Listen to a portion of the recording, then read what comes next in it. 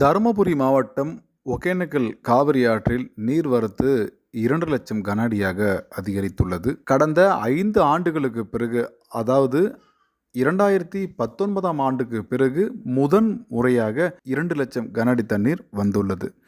2019ஆம் ஆண்டு ஏறத்தாழ 2,84,000 கன அடி தண்ணீர் அப்போது ஒகேனக்கலுக்கு வந்தது.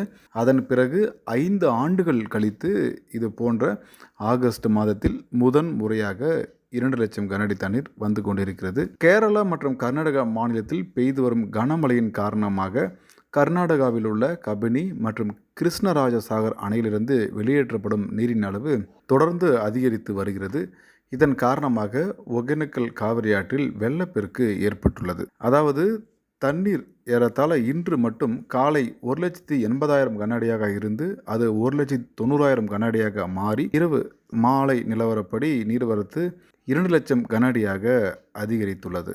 இன்றைய நிலவரப்படி கபினி அணையிலிருந்து 50,000 கன அடி தண்ணீரும், கிருஷ்ணராஜசாகர் அணையிலிருந்து 1,50,000க்கும் மேற்பட்ட கன அடி தண்ணீரும் என காவிரி ஆற்றில் திறந்துவிடப்பட்டுள்ளது. இன்னும் 2 தினங்களுக்கு ஒகேனக்கல் காவிரி ஆற்றில் 2,00,000 2,15,000 2,20,000 கன அடி வரை தண்ணீர் வர வாய்ப்புகள் அதிகமாக உள்ளது. சுற்றுலா பயணிகளின் பாதுகாப்பை கருத்தில் கொண்டு தொடர்ந்து ஒகேனக்கல் காவிரி ஆற்றில் குளிக்க, பரிசல் இயக்க மாவட்ட நிர்வாகம் தடை விதித்துள்ளது. தடை எப்பொழுது நீக்குவார்கள் என்று பல பேர் கேட்டிருக்கார்கள். தடை இப்போது நீங்க வாய்ப்பில்லை.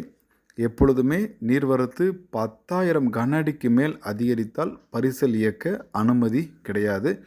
நீர்வரத்து 25,000 30,000 கன அடிக்கு மேல் இருந்தால் மெயின் அருவியில் குளிக்க அனுமதி இருக்காது. காவிரி ஆற்றங்கரை ஓரம் குளிக்கலாம்.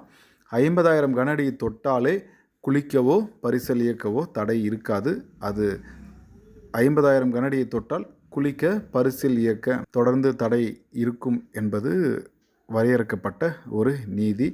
ஆடிப்பெருக்கு ஆடி 18 தினத்தில் தருமபுரி மாவட்டத்தைச் சார்ந்த மக்கள் ஒகேனக்கல் காவிரி ஆற்றில் புனித நீராடி தெய்வங்களை வழிபாடு நடத்துவது வழக்கம். ஆனால் இந்த ஆண்டு தடையின் காரணமாக ஒகேனக்கல் காவிரி ஆற்றில் புனித நீராட யாரையும் அனுமதிக்க வாய்ப்புகள் குறைவு.